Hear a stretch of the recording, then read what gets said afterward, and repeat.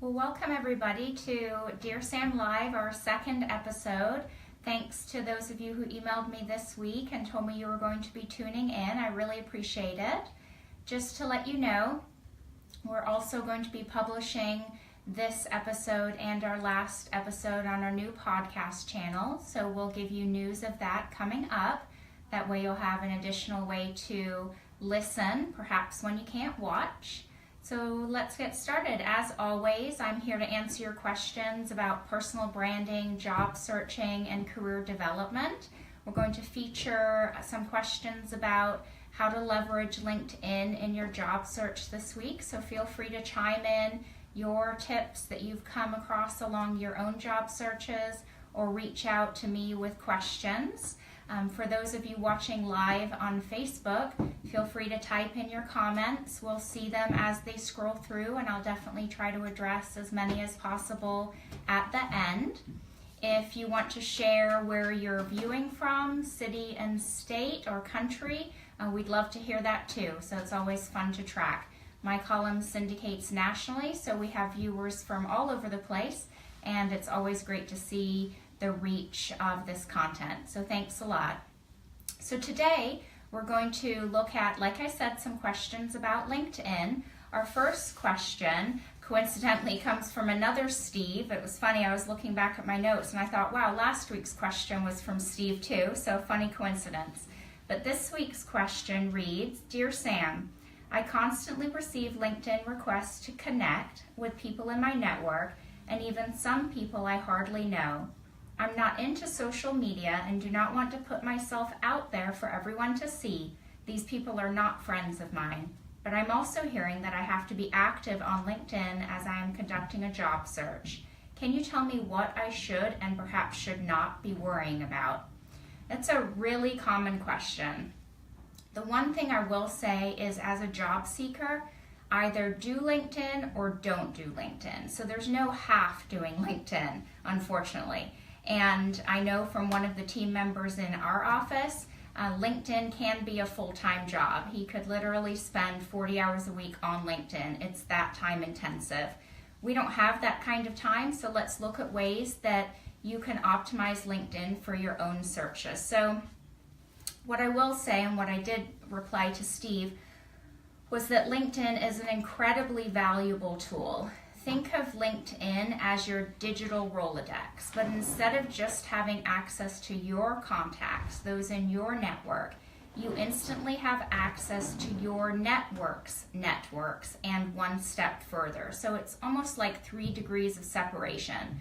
So through my 9,000 or so contacts on LinkedIn, I think my second degree connections are well over 1 million, and my goodness, my third degree connections are tens of millions, as you can imagine, because you have access to all of your contacts' networks.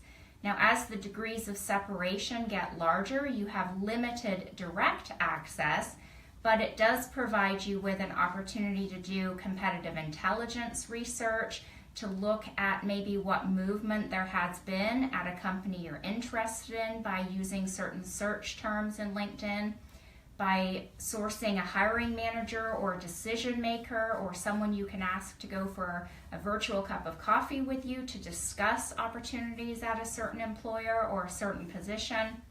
So LinkedIn is beyond valuable in your job search.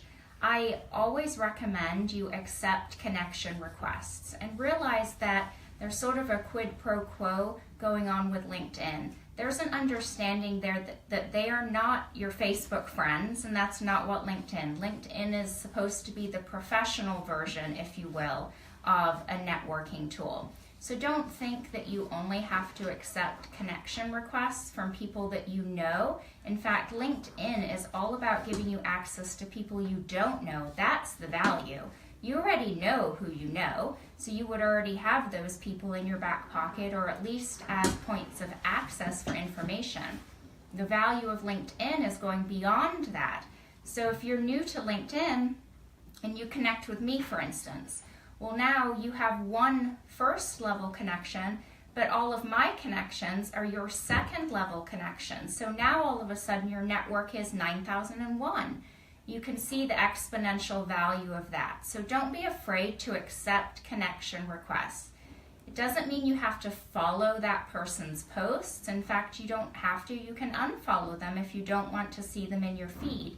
But there's a lot of value in extending your network beyond who you know, especially if you're in a career change situation, because if that's the case, the people you know are probably people in your field now. And in order to help facilitate a career transition, maybe you need to extend your network beyond that. So reach out to people you don't know who could better help you in the area that you're trying to go into. So don't be afraid to ask for those connections, to reach out, place those connection requests. LinkedIn provides very easy to use templates for all kinds of requests. And don't feel that you have to customize it every time. Everybody expects pretty standard communication through LinkedIn. Another valuable tool LinkedIn will help you do is to add recommendations to your profile. So those are fantastic and one of the real key value points I see in LinkedIn. So in addition to a digital version of your resume or your brand, you can have people place recommendations on your profile based on whether they worked with you, for you, supervised you, know you. They just simply respond to your request for a recommendation, which is also very easy to solicit through LinkedIn. Simply go to the person's profile that you want to recommend you. In the little area by their profile picture, you'll see 3 little dots for a menu. And when you click on that, a drop-down menu will appear and you simply ask for a recommendation. There's standard language. Feel free to use that or customize as you like. And then that will send them a mail in LinkedIn asking for them to recommend you. It's fantastic to do that because you'll be able to get an instant validation of your performance in that environment. So it's almost like having a professional reference before you get in the door. So that's another great way to use LinkedIn. So I would definitely tell Steve, connect at will, for sure. Connect freely. Don't think of it as your friends. Think of these contacts as professional opportunities to extend your network. Just like you would appreciate help from someone you do or don't know, likewise, they would appreciate help from you. And that's the innate value of LinkedIn. Our second question comes from someone who just identifies themselves with their first initial, C. She says, or he, I have some questions for you on LinkedIn. I'm not sure how skill endorsements work. I see that some of my contacts have said I possess certain skills, but what does that do for my profile? Also, I do not accept a LinkedIn invitation unless I actually know the person, but I've never also gone through and rejected them. So what is the most appropriate way to handle that? Well, we talked a little bit about some of those responses to Steve's question and my answer. So what I will say, skill endorsements are great, but they're not things you can directly solicit through LinkedIn. Now, you could certainly email one of your contacts and say, could you please endorse these skills for me? But skill endorsements are more organic, whereas recommendations you can definitely reach out and ask for. Skill endorsements pop up if you ever go to LinkedIn and look at your feed. It might say, hey, do you recommend Samantha Nolan for resume writing? And you simply click yes, and then on my profile, it will add you as one of the people that have endorsed that skill for me. If you have a headshot, your headshot will appear as one of the endorsers. Once you get more than 99 endorsements on a skill, it just says 99 plus. So there's no real value in getting 120 versus 9,000, okay? The goal of skill endorsements is to have them really reflect your current brand. So when I do LinkedIn profiles for clients, I often find that when they've started their LinkedIn profile, they've listed skills that they thought were important, like maybe using Microsoft Word or internet browsing, skills that really aren't differentiating. So the key to skill endorsements is to make sure important skills are being endorsed. If you're a sales representative, make sure that your skill endorsements and your network isn't being prompted to endorse you for Microsoft Word and internet browsing, and instead is being prompted to endorse you for business development, key account management, pipeline management, the skills that actually relate to your current candidacy, okay? And like I would say to Steve, just like I said to Steve, don't be afraid of accepting a LinkedIn request. If you don't want to accept it for some reason, maybe it's someone that you don't want to be professionally associated with, so you don't want others to see that they're a network connection. Maybe it's your boss and you don't want that person to look at your profile in full. You can reject them. They're not going to receive a rejection notice. They will receive nothing. Now, if they were being super diligent, I'm sure they could go in and check if you were on their list of network connections, but LinkedIn is smarter than that. They're not going to alert someone that you rejected that connection. If you want to accept the connection, you certainly can, and then you can go into your profile settings and block that connection. So kind of a sneaky way around that, but you can set blocks so that certain people do not have access to your profile. And I certainly have clients that opt to do that when they're conducting a confidential search and want their boss or their coworkers to not have access to what's going on LinkedIn, okay?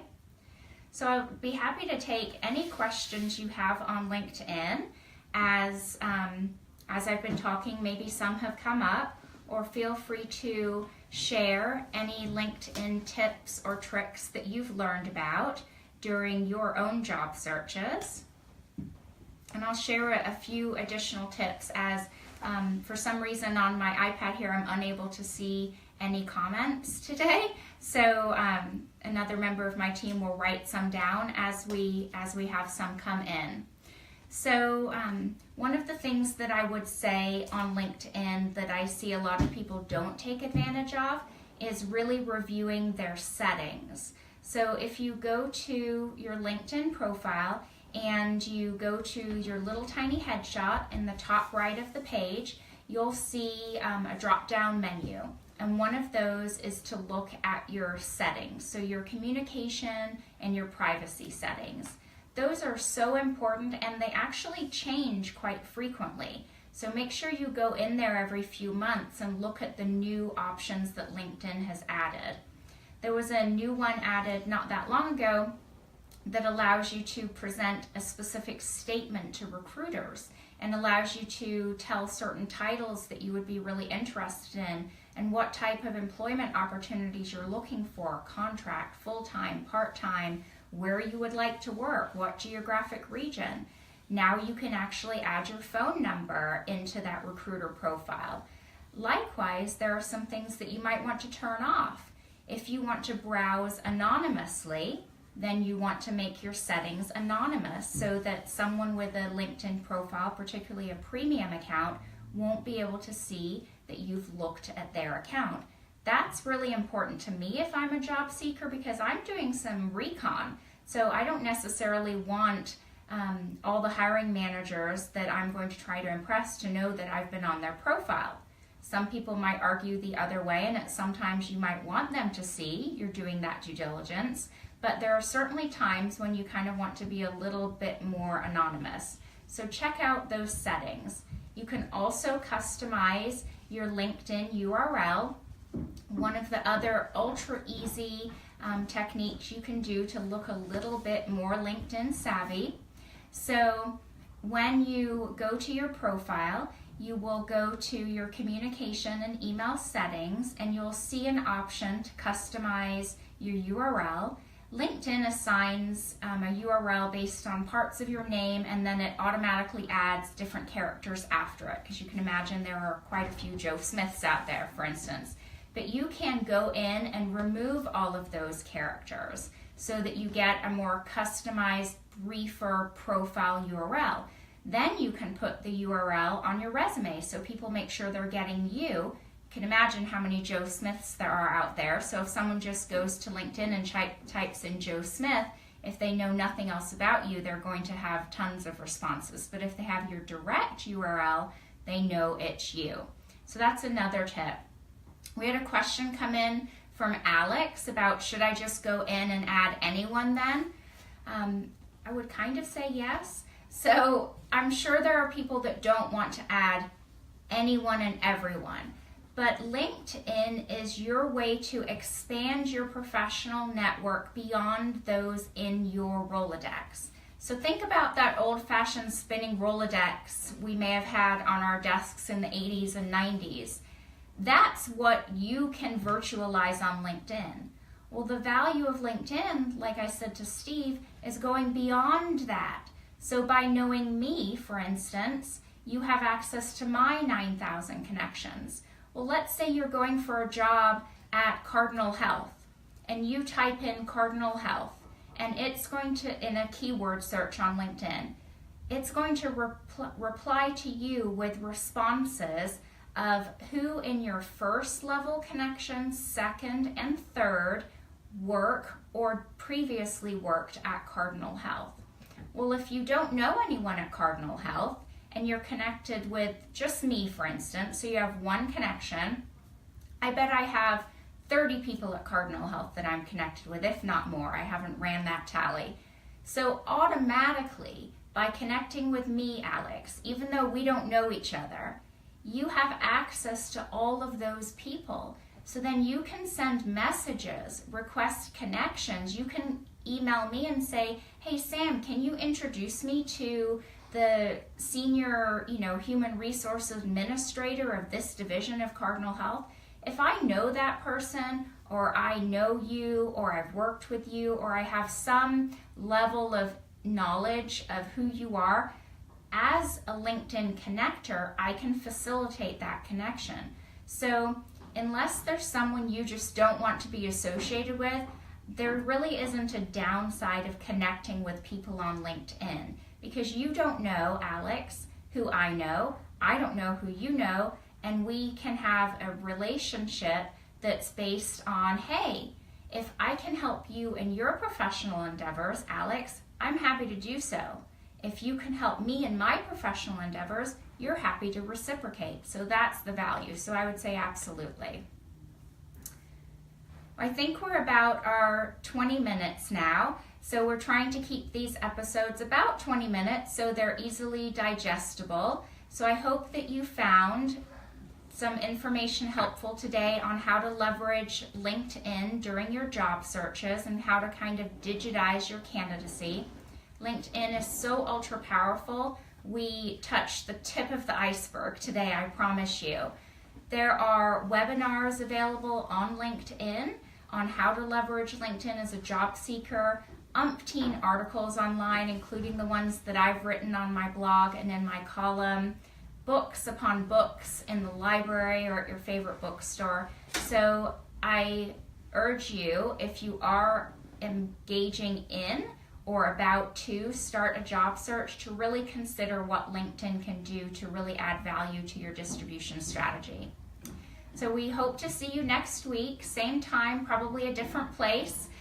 We had hoped to give you a tour of our new office today. This is a part of it, but we had some electrical work done and some painting today, so we'll save that for a little bit later this week when everything's finished. And look forward to seeing you back here next Thursday, 12:15 Eastern on Facebook Live. Thanks, everybody. Bye-bye.